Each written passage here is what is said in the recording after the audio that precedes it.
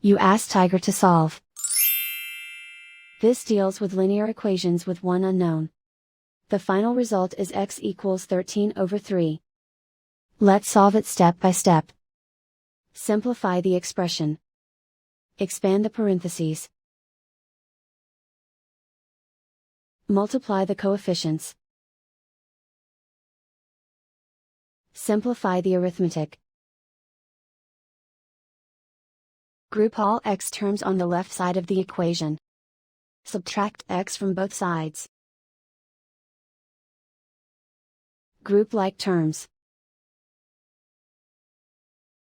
Simplify the arithmetic. Group like terms. Simplify the arithmetic. Group all constants on the right side of the equation. Add 6 to both sides. Simplify the arithmetic.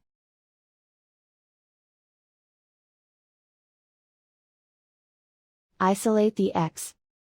Divide both sides by 3. Simplify the fraction.